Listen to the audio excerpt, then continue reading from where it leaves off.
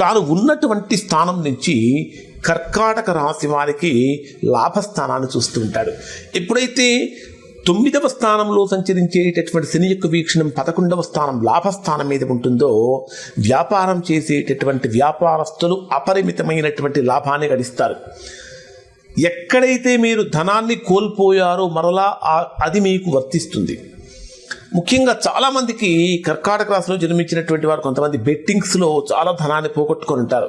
మరలా అటువంటి వారు తిరిగి ధనాన్ని సంపాదించుకునేటటువంటి అవకాశం కూడా ఇక్కడ ఈ రాశి వారికి ఇక్కడ శని భగవానుడు కల్పిస్తాడు. లాభస్థానంలో సంచరించేటప్పుడు వ్యాపారపరమైనటువంటి లాభాలు కానీ లేదా వారసత్వంగా వచ్చేటటువంటి ఆస్తుల వలన కానీ వీరికి లాభం కలుగుతుంది. అలానే శనిగ్రహం యొక్క 7వ వీక్షణం మీ జన్మరాశికి 3య స్థానం మీద ఉంటుంది. 3య స్థానం మీద ఎప్పుడైతే శని వీక్షణం ఉంటుందో ఈ రాశిలో జన్మించినటువంటి వారు